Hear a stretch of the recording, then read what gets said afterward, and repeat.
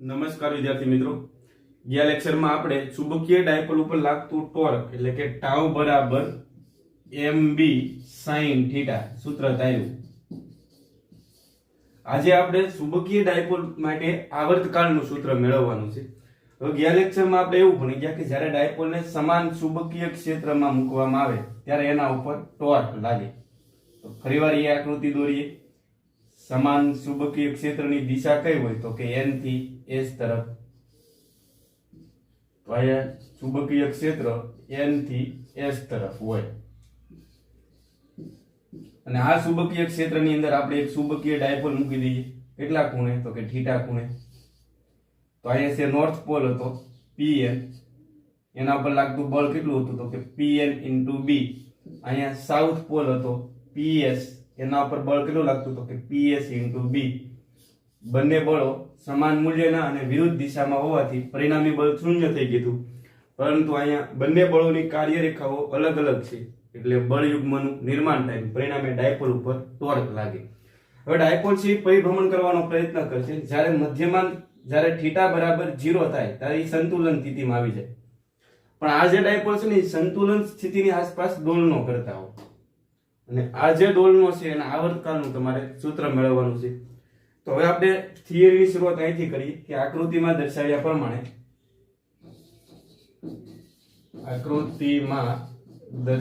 પ્રમાણે સમાન ચુંબકીય ક્ષેત્ર B સાથે ચુંબકીય ડાયપોલ કેટલા ખૂણે મૂકેલ છે તો કે થીટા ખૂણે મૂકેલ છે.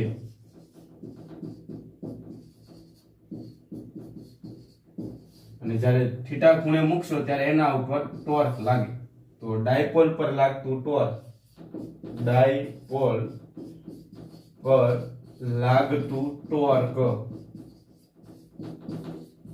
તો ગયા લેક્ચરમાં આપણે સૂત્ર ભણી ગયા. ડાયપોલ ઉપર લાગતા ટોર્ક નું સૂત્ર શું આવશે તો કે ટાઉ બરાબર mb sin થીટા. હવે જ્યારે ડાયપોલ મધ્યમાન સ્થાનની આજુબાજુ દોલનો કરતી હોય ત્યારે ખૂણો નાનો હોય અને નાના ખૂણા માટે તમને ખબર છે sin theta is nearly equal to theta લખાય કે નહીં? તો sin theta is nearly equal to theta લખી નાખીએ આપણે અહીં. નાના ખૂણા માટે sin theta is nearly equal to શું થાય થીટા.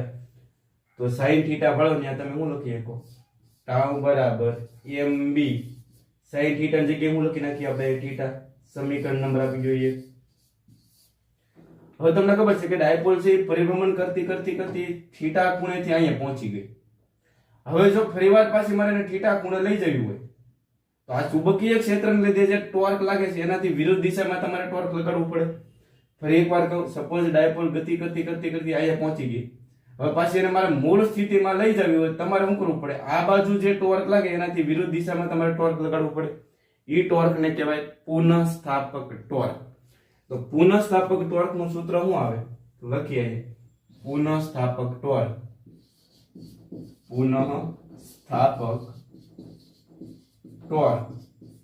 સૂત્ર યાદ રાખજો. પુનઃસ્થાપક ટોર્કનું સૂત્ર ટાઉ બરાબર આપણે I આલ્ફા લેશું. 11 માં શાક ગતિમાં ભણી ગયા આપણે. યાદ આવે? F બરાબર સૂત્ર છે આપણી પાસે m * a. આ રેખીય ગતિ માટેનું છે. તો આના ઉપરથી શાક ગતિમાં જવું હોય તો બળને સમતુલ્ય શું આવે ટોર્ક. દળને સમતુલ્ય જડત્વની શાક માત્રા આવે અને રેખીય પ્રવેગને સમતુલ્ય આવે કોણીય પ્રવેગ. તો ટોર્ક નું સૂત્ર છે શાક ગતિ માટે. પણ અહીંયા આપણે જે આ ટોર્ક લાગે ને એનાથી વિરુદ્ધ દિશામાં લગાડવાનું છે એટલે આગળ આવશે માઈનસ. સમીકરણ નંબર આપી દો 2. હવે તમને ખબર છે કે આ જેટલું ટોર્ક લાગે એટલું ટોર્ક તમારે આ લગાડવું પડે. એટલે બંને ટોર્કના મૂલ્ય કેવા હોય? સમાન હોય. તો સંતુલન સ્થિતિમાં તમે લખવું હોય તો લખી શકો સંતુલન સ્થિતિમાં બંને ટોર્કના મૂલ્ય કેવા છે? સમાન. એટલે તમે બે ટોર્કને હરખાવી દો તો આ બાજુ શું છે -I આલ્ફા અને આ બાજુ શું આવશે કે mb થીટા. એમ એટલે મેગ્નેટિક મોમેન્ટ, બી એટલે ચુંબકીય ક્ષેત્ર, આઈ એટલે જડત્વની ચાક માત્રા અને આલ્ફા એટલે કોણીય પ્રવેગ. અચ્છા, હવે તમે આલ્ફાનું સૂત્ર ભણી ગયા છો 11મા માં. આલ્ફાના બે સૂત્ર હતા, એક ડી ઓમેગા ના છેદમાં ડીટી અને એક સૂત્ર હતું ડી સ્ક્વેર થીટા ના છેદમાં ડીટી સ્ક્વેર. ડી ઓમેગા ના છેદમાં ડીટી અને બીજું સૂત્ર શું હતું? ડી સ્ક્વેર થીટા ના છેદમાં ડીટી સ્ક્વેર. તો આલ્ફાનું આપણે આ સૂત્ર અહીં મૂકી દઈએ, માઈનસ ને હું અહીં લખી નાખું તો ફાઇનલી આઈ ના આઈ, આલ્ફા વાળાના તમે શું લખશો? ડી સ્ક્વેર થીટા ના છેદમાં ડીટી સ્ક્વેર. આ માઈનસ ને આપણે અહીં લખી નાખીએ તો શું આવશે? માઈનસ એમ બી થીટા. હવે આઈ ને પકડીને બરાબર ની આ બાજુ લાવો તો છેદમાં જતો રહેશે. તો ફાઇનલી શું થશે કયો? ડી સ્ક્વેર થીટા ના છેદમાં ડીટી સ્ક્વેર. ઓકે, હાલો આઈ ને બરાબર ની આ બાજુ લાવો તો શું થાય? માઈનસ એમ બી ના છેદમાં આઈ ઇન્ટુ થીટા. આઈ બરાબર આ બાજુ આવી ગયું. હવે આ આખી જે પાર્ટી છે ને એને પાછી બરાબર ની આ બાજુ લઈ જાઓ તો ફાઇનલી શું થવાનું? ડી સ્ક્વેર થીટા ના છેદમાં ડીટી સ્ક્વેર. આને બરાબર ની આ બાજુ લાવો તો આ માઈનસ છે એ પાછું પ્લસ થઈ જાય તો plus M B upon I into theta બરાબર આ કાંઈ ન રહે તો શું રહેશે? 0. સમીકરણ નંબર આને આપી દો 2, 3 આપી દો. હવે ડાયપોલ છે મધ્યમાન સ્થાનની આસપાસ દોલન કરે એટલે કે સરળ આવર્ત ગતિ કરે. તો આને સરળ આવર્ત ગતિનું જે વિકલ સમીકરણ છે ને એની હારે સરખાવવાનું છે. તો એની પહેલા તો સરળ આવર્ત ગતિનું વિકલ સમીકરણ તમને આવડવું જોઈએ. તો સરળ આવર્ત ગતિનું વિકલ સમીકરણ. તો વિકલ સમીકરણ લખી નાખો. 11મા ધોરણમાં તમે ભણી ગયા ડી સ્ક્વેર એક્સ અથવા વાય તમે લખી શકો. હું અહીં એક્સ લખું. ડી સ્ક્વેર એક્સ ના છેદમાં ડીટી સ્ક્વેર પ્લસ તમે ભણી ગયા ઓમેગા સ્ક્વેર એક્સ બરાબર 0. તમે વાય લખી નાખો, એવું જરૂરી નથી. તો સરળ આવર્ત ગતિનું આવું વિકલ સમીકરણ દોલનોની અંદર આપણે ભણી ગયા. ડી સ્ક્વેર એક્સ ના છેદમાં DT square plus omega square x બરાબર 0. હવે આ બેની સરખામણી કરો તમને ખબર પડે છે.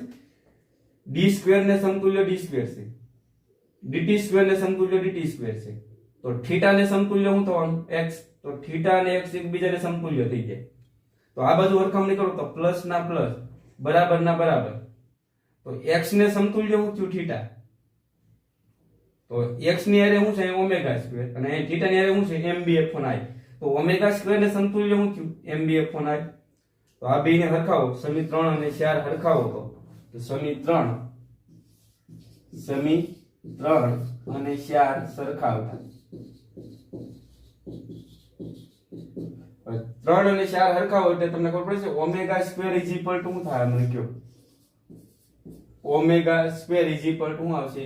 mb/i. બરાબર. હવે બે બાજુ વર્ગમૂળ લઈ લો એટલે અહીંથી જ આ omega. Omega is equal to શું આવશે? કહો. √mb/i થઈ જશે. બે બાજુ વર્ગમૂળ લેશો એટલે. તો ડાયપોલની કોણીય આવૃત્તિનું સૂત્ર મળી ગયું. કેવી આવૃત્તિ? તો કે કોણીય આવૃત્તિ. ચુંબકીય ક્ષેત્રમાં ડાયપોલની કોણીય આવૃત્તિનું સૂત્ર તારવો તો તમારે અહીંયા સુધી લખવાનું, સમીકરણ નંબર 5 સુધી. હવે આના ઉપરથી આવૃત્તિ મેળવતા આવડે કે નહીં? કારણ કે ઓમેગા ઇઝ ઇક્વલ ટુ તમે શું લખી શકો? 2πf. ફાઇનલી શું થાય કહેવાય? mb/i. તો f ને સૂત્રનો કરતા બનાવી ગયો તો f ઇઝ ઇક્વલ ટુ શું થાય? 1/2π √mb/i. આ તમને આવૃત્તિનું સૂત્ર મળ્યું. બરાબર ને? આને 1/2π વડે ભાગી નાખો એટલે આવૃત્તિ મળી જાય. આને સમીકરણ નંબર 6 આપી દે. હવે બે બાજુ આ વ્યસ્ત લ્યો તો આ 1/f કરો. બરાબર ને? આને ઉલટાઈ નાખવાનું છે તો આ ઉલટાઈ જશે, અંશમાં આવી જાય 2π. બરાબર ને? આને છેદમાં લઈ જાવ તો આ અંશમાં આવે, અંશમાં છે એ છેદમાં જશે, છેદમાં છે એ અંશમાં આવશે. આ f શું આવશે? mb. હવે 1/f એટલે પાછો આવર્તકાળ t થયો કે નહીં? તો આને હું આવર્તકાળ t કીધું તો t બરાબર શું હશે? 2π √i/mb. તો વિદ્યાર્થી મિત્રો આવર્તકાળનું સૂત્ર તારવવાનું કે તમારે અહીંયા સુધીની થિયરી લખવાની. આઈએમપી થિયરી છે એટલે વ્યવસ્થિત રીતે લખી નાખજો. 3 સૂત્ર આપણા માટે બહુ અગત્યના. કોણીય આવૃત્તિ, આવૃત્તિ અને આવર્તકાળ. આવૃત્તિ તમને હું બતાવશે 1 સેકન્ડમાં કેટલા દોલનો થાય અથવા પરિભ્રમણો બતાવે. તો ફરીવાર થિયરી રિવિઝન કરી નાખીએ. પહેલા હું લખવાનું કે આકૃતિમાં દર્શાવ્યા પ્રમાણે સમાન ચુંબકીય ક્ષેત્રમાં એક ચુંબકીય ડાયપોલને ક્ષેત્ર સાથે કેટલા ખૂણે મૂકેલી છે? થીટા ખૂણે મૂકેલી છે. જેવી જ થીટા ખૂણે મૂકશો એટલે ડાયપોલ ઉપર ટોર્ક લાગશે. હવે આ ખૂણો નાનો સ્વીકારી લ્યો તો sin θ is nearly equal to શું થશે? થીટા. એટલે tau બરાબર શું થશે? mb theta. હવે તમને લાઈટ થવી જોઈએ કે ટોર્કનું બીજું સૂત્ર કયું મૂકશો? તો કે આપણે પુનઃસ્થાપક ટોર્ક લગાડવું પડશે ને એનું સૂત્ર શું આવશે? tau બરાબર -i આલ્ફા. બેને હરખાવી દો તો -i આલ્ફા બરાબર શું થશે? mb theta. માઈનસ ને બરાબર ની આ બાજુ લઈ જાઓ તો i ના i આલ્ફા ભણવાના તમે શું લખશો? d સ્ક્વેર થીટા ના છેદમાં dt સ્ક્વેર. mb થીટા ને બતાવવાનું નથી. i ને બરાબર ની આ બાજુ લાવો તો શું આવશે? -mb i into theta. હવે આખી પાર્ટીને બરાબર ની આ બાજુ લઈ જાઓ એટલે આ સમીકરણ આવી જાય. હવે આ એક તમને વિકલ સમીકરણ બતાવે છે વિકલનના સ્વરૂપમાં. તો આ વિકલ સમીકરણને આપણે સરળ આવર્ત ગતિના વિકલ સમીકરણને હરખાવવાનું છે. તો સરળ આવર્ત ગતિનું વિકલ સમીકરણ તમને આવડતું હોવું જોઈએ. તો આના ઉપરથી ઓમેગા સ્ક્વેર ની કિંમત શું નીકળીને આવશે કયો? તો કે ઓમેગા સ્ક્વેર બરાબર mb i. બે બાજુ વર્ગમૂળ લ્યો એટલે આ સૂત્ર મળી જાય. ઓમેગા બરાબર 2πf મૂકો એટલે આવૃત્તિનું સૂત્ર મળી જાય અને આને વ્યસ્ત કરી નાખો તો તમને આવર્તકાળનું સૂત્ર મળી જાય. તો એક સરસ મજાની અને આઈએમપી થિયરી છે એટલે વ્યવસ્થિત રીતે ત્યાં કરી નાખજો. ફરી એકવાર કહું કે આવર્તકાળનું સૂત્ર શું આવશે? તો કે 2π√i/mb. i એટલે જડત્વની શાક માત્રા, m એટલે મેગ્નેટિક મોમેન્ટ અને b એટલે ચુંબકીય. હવે આ ચેપ્ટરમાં આપણે વિદ્યુત રાશિ અને ચુંબકીય રાશિની સરખામણી કરવાની છે. જેમ 11મા ધોરણમાં રેખીય ગતિ અને શાક ગતિની સરખામણી કરતા હતા. એટલે કે રેખીય ગતિના બધા જ સૂત્રો ઉપરથી તમે શાક ગતિના બધા જ સૂત્રો થિયરીની તારવણી ક્રિયા વગર મેળવી શકતા હતા. એ જ રીતે વિદ્યુત શાસ્ત્રના જો તમને બધા સૂત્ર આવડતા હોય તો ચુંબકીય શાસ્ત્રના બધા સૂત્ર તમને આરામથી આવડે. તો સીધો તમને પ્રશ્ન પૂછી નાખે કે વિદ્યુત રાશિ અને ચુંબકીય રાશિની સરખામણી કરો. તો પહેલા આપણે વિદ્યુત રાશિ જોતા જઈએ. તો ચેપ્ટર નંબર 1 જોવો તો પહેલા ચેપ્ટરમાં શરૂઆત ક્યાંથી થઈ હતી? વિદ્યુત ભારથી. તો વિદ્યુત શાસ્ત્રની અંદર તમારી પાસે આ વિદ્યુત ભાર છે. વિદ્યુત ભાર Q. તો ચુંબકીય શાસ્ત્રમાં વિદ્યુત ભારને સમતુલ્ય શું છે? તો કે ધ્રુવમાન P. ધ્રુવમાન P યાદ આવે છે કે નહીં? ડાયપોલ યાદ કરો. અહીંયા +q વિદ્યુત ભાર હતો, અહીંયા -q વિદ્યુત ભાર હતો.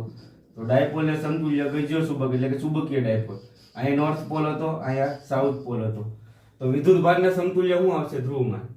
વિદ્યુત ભારનો એકમ શું થાય? તો કે કુલમ. અને ધ્રુવમાનનો એકમ શું થાય? Ampere into metre. યાદ રાખજો. એની પછીનું જે બીજું સ્ટેપ આવે છે એ આપણી પાસે આવતો તો કુલંબીય અચળાંક. કુલંબીય અચળાંક એટલે કે અચળાંક k. તો અચળાંક k બરાબર શું લખતા હતા? તો કે 1/4πε0. તો ચુંબકીય શાસ્ત્રમાં અચળાંક k ને સમતુલ્ય શું થાય? અચળાંક k તો આ 1/4πε0 આવે. આમાં આવશે μ0/4π. જ્યાં જ્યાં તમે k ભાળો ત્યાં તમે અહીંયા શું લખી શકો? μ0/4π. આ તમને વિદ્યુત શાસ્ત્ર બતાવે ε0 અને μ0 તમને શું બતાવે? ચુંબકીય શાસ્ત્ર. હવે તમને ખબર છે કે જ્યારે બે વિદ્યુત ભારો એકબીજાથી r અંતરે હોય ત્યારે વિદ્યુતીય બળ લાગે. તો વિદ્યુતીય બળનું સૂત્ર શું હતું? અથવા કુલંબીય બળ કીધું હતું આપણે. વિદ્યુતીય બળ Fe બરાબર સૂત્ર શું હતું? તો કે k q1 q2/r². અને k ભાળોના તમે શું લખી શકો? તો કે 1/4πε0. એટલે અહીં શું આવશે? 1/4πε0 q1 q2/r². તો એ જ રીતે ચુંબકીય શાસ્ત્રની અંદર તમે ચુંબકીય બળ મેળવી શકો. તો ચુંબકીય બળ કઈ રીતે મેળવશો? તો કે આ બે ચુંબક ધ્યાનમાં લ્યો. બરાબર. અહીંયા છે P1. આ બંને ધ્રુવમાનને P1 કીધી ને આ બંને ધ્રુવમાનને P2 કીધી. બરાબર. આ નોર્થ છે, સાઉથ છે. આ સાઉથ છે, આ નોર્થ છે. તો તમને ખબર પડે છે આ બંને વચ્ચે શું થશે? આકર્ષી બળ લાગે કે અપાકર્ષી બળ? તો કે S S વચ્ચે અપાકર્ષી બળ લાગે તો આ બંને ધ્રુવમાન વચ્ચેનું અંતર r લઈ લઈએ તો આ બંને વચ્ચે કેટલું અપાકર્ષી બળ લાગે એ તમારે ગણવું હોય તમે આ રીતે ગણી શકો બંને ધ્રુવમાન વચ્ચે જે બળ લાગે એ ચુંબકીય બળ લાગે તો ચુંબકીય બળને આપણે મેગ્નેટિક ફોર્સ કહેશું તો આના ઉપરથી લખવાનું 1/4 પાઈ એપ્સિલોન 0 ફાળવાના તમે શું લખી શકો μ0/4 પાઈ q1 ને સમતુલ્ય શું છે અહીંયા p1 ધ્રુવમાન બરાબર p1 p2 અપોન r0 તો આ મેગ્નેટિક ફોર્સ નું સૂત્ર મળી ગયું પછી વિદ્યુત શાસ્ત્રની અંદર તમારી પાસે જે વિદ્યુત ક્ષેત્ર છે વિદ્યુત ક્ષેત્ર ઉત્પન્ન કોણ કરે તો કે વિદ્યુત ભાર q વિદ્યુત ક્ષેત્ર બરાબર વિદ્યુત ક્ષેત્રને આપણે E વડે દર્શાવીએ છીએ તો ચુંબકીય શાસ્ત્રમાં તમારી પાસે શું છે ચુંબકીય ક્ષેત્ર ચુંબકીય ક્ષેત્ર ઉત્પન્ન કોણ કરે તો કે ધ્રુવમાન P ચુંબકીય ક્ષેત્રને છે ને આપણે દર્શાવશું B વડે વિદ્યુત ક્ષેત્રનો એકમ ન્યૂટન પ્રતિ કુલમ છે જ્યારે ચુંબકીય ક્ષેત્રનો એકમ ટેસ્લા છે વિદ્યુત ક્ષેત્રની દિશા ધન થી ઋણ તરફ હોય જ્યારે ચુંબકીય ક્ષેત્રની દિશા n થી s તરફ હોય હવે તમને ખબર છે વિદ્યુત ક્ષેત્રમાં કોઈ વિદ્યુત ભાર આવે તો એના ઉપર બળ લાગે વિદ્યુત ભાર પર લાગતું બળ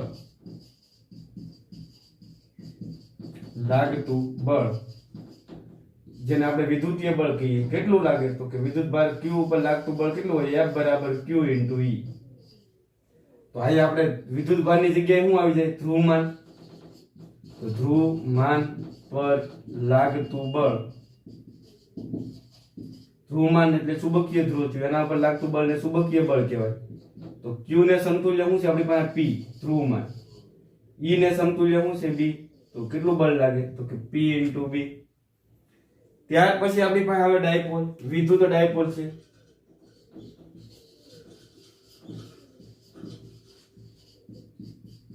તો અહીંયા શું આવશે ચુંબકીય ડાયપોલ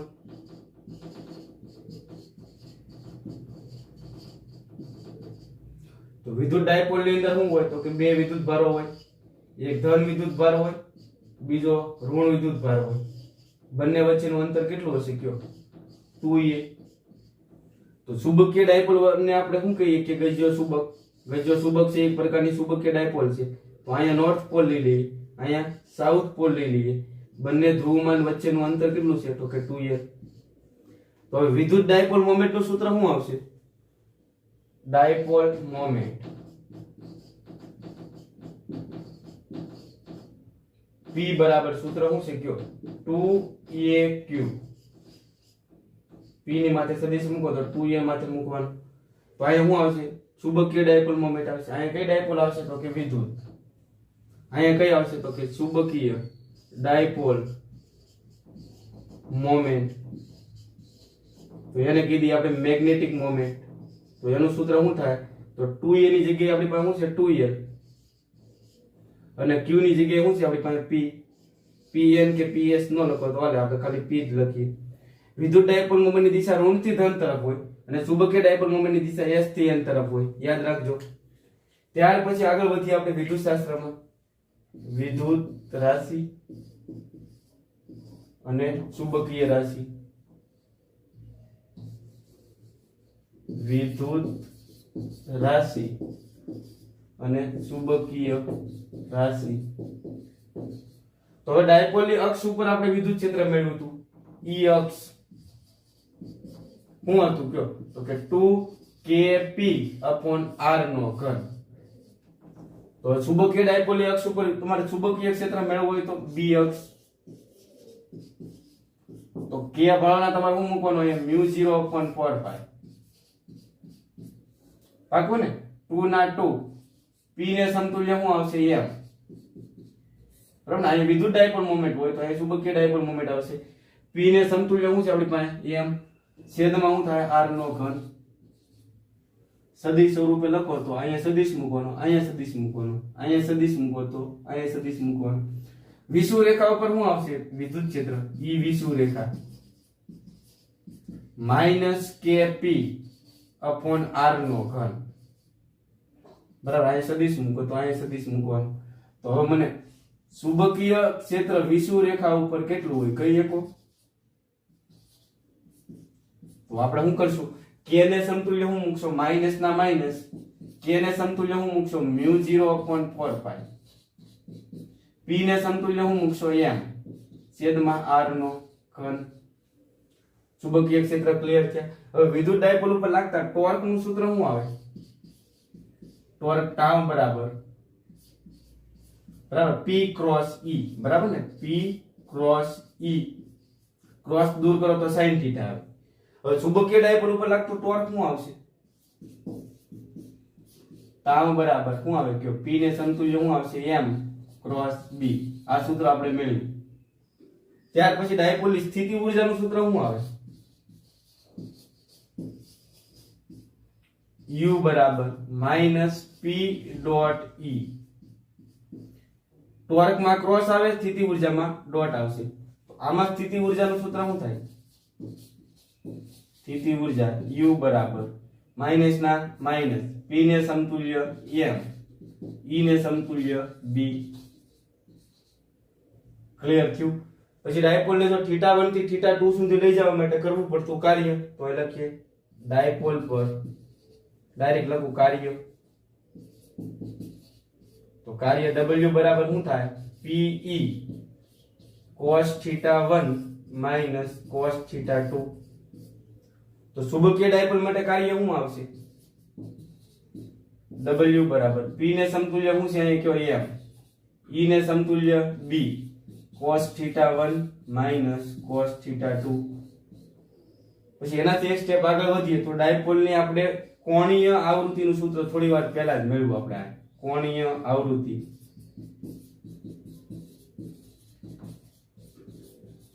તો આ કાર્ય, આ ટોર્ક, આ સ્થિતિ ઊર્જા,